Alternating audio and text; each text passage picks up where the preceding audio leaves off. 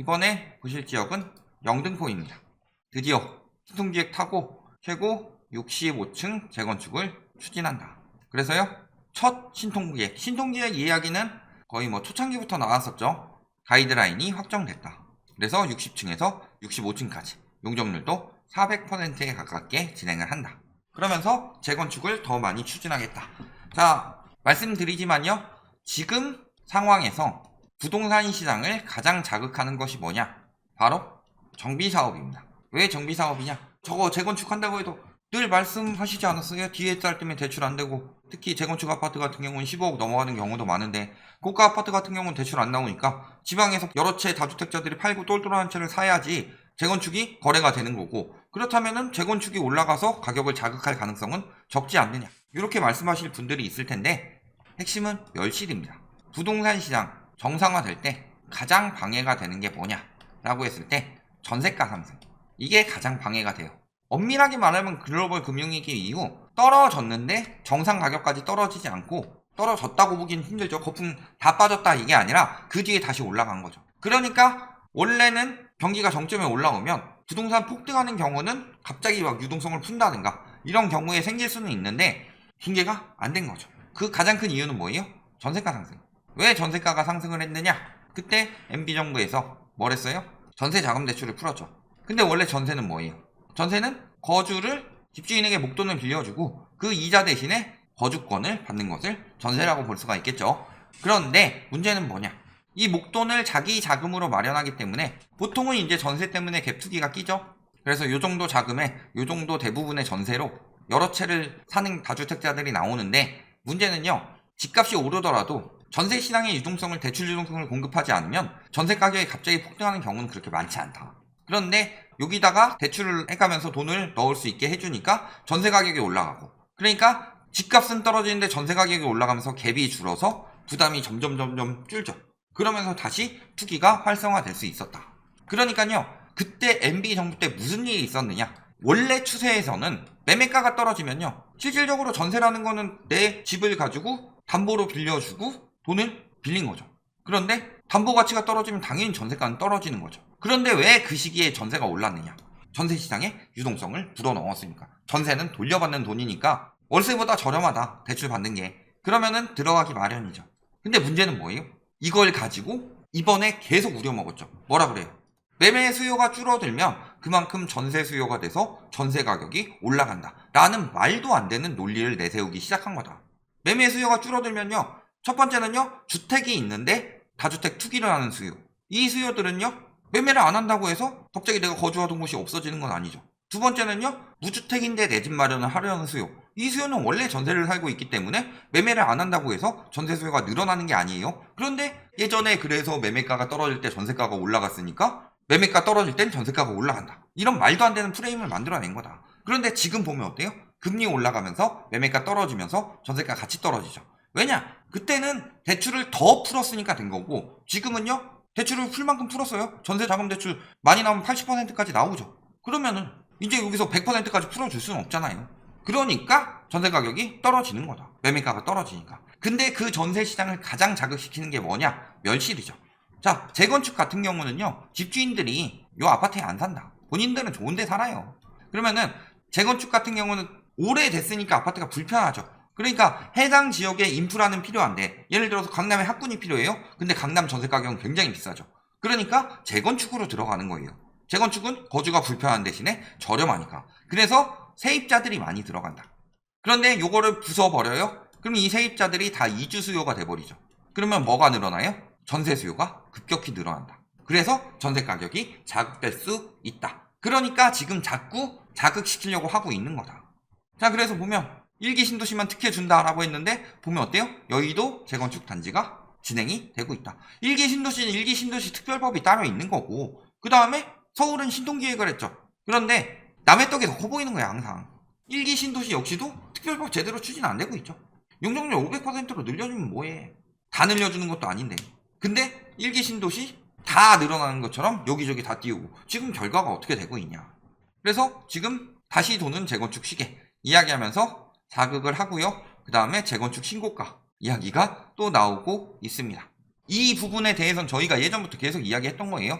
초고가가 몇 건 거래되는 거 가지고 이게 그들만의 리그나 뭐 이런 거 가지고 여기 와서 집값을 자극할 것이다. 이런 식으로는 이야기를 안 했죠. 근데 이게 문재인 정부 때는 재건축 폭등한다. 나머지 아파트 다 올라야 된다. 이런 식으로 이야기를 하더니 정부 바뀌니까 언론에서도 이런 태도로 나온다. 요거 자체가 저희가 정치적이라고 그래요? 저희는 정책만 이야기를 했어요. 요즘도 정치적이라는 댓글이 달려요. 저희가 윤석열을 까기만 했어요?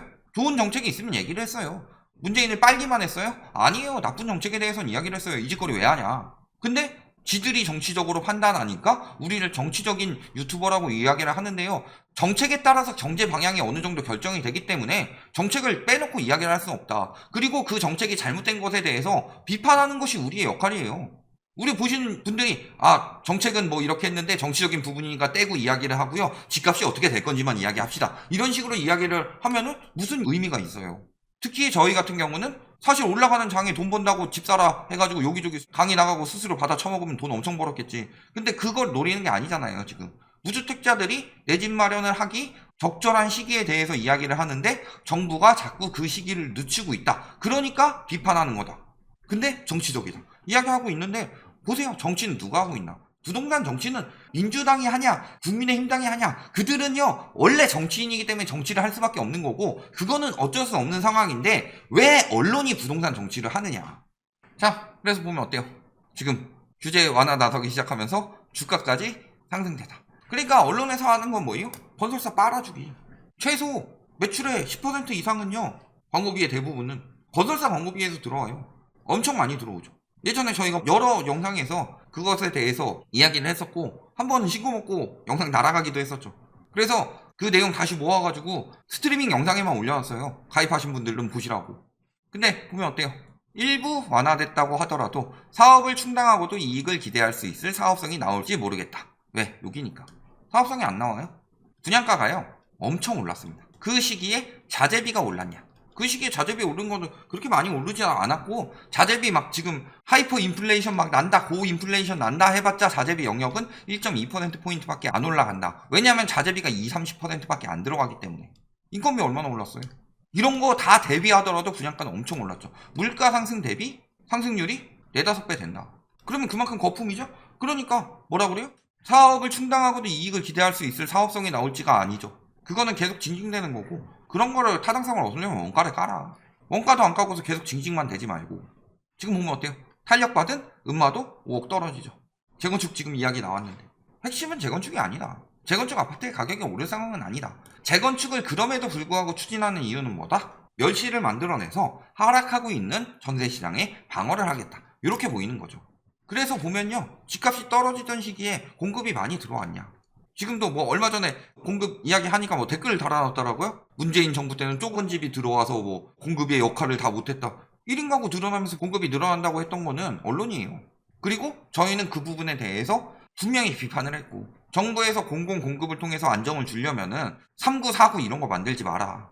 적어도 5구 그리고 크면 8사 정도는 만들어줘서 적어도 아이 한 둘 정도는 낳고 살 수 있게 공공 공급이 나온다면 부동산 시장 자극되는 거 굉장히 막을 수 있을 거다. 더 쪼개가지고 세대수 늘리는 거에 집착하지 말아라. 이 부분에 대해서는 저희도 충분히 비판을 했어요. 이건 문재인 정부에 대해서도. 그냥 영성 안 본 인간들이 꼭 와가지고 중간에 말꼬리나 자꾸 늘어지는 거지. 지금도 보면 어때요? 부담금 폭탄이다. 부담금 무슨 부담금이에요? 재건축 초과 이익 환수법에 따른 부담금이죠. 그럼 재건축 초과 이익 환수법이란 건 무슨 소리예요? 요 말이 모든 걸 증명해주고 있죠. 초과 이익. 이익이 많으니까 환수를 한다. 양도세도 똑같은 개념이에요. 양도세 무서워서 안 판다. 양도세를 낸다는 건 뭐예요? 많이 벌었기 때문에 세금을 내는 거예요. 근데 많이 못 벌었어요? 그 이상 벌었기 때문에 그만큼 환수를 하겠다라고 들어가는 거잖아요. 재건축 초과이익 환수세든 양도세든 이런 건 다 이익에 대해서 퍼센테이지로 들어가는 거예요. 가만히 앉아서 돈 벌어놓고 부담돼서 못한다 라고 말하는 것 자체가 계속 규제를 풀어달라고 언론에서 이야기를 하는 거고 규제를 풀면 어떻게 돼요? 수익성이 늘어나죠. 수익성이 늘어나면 어떻게 돼요?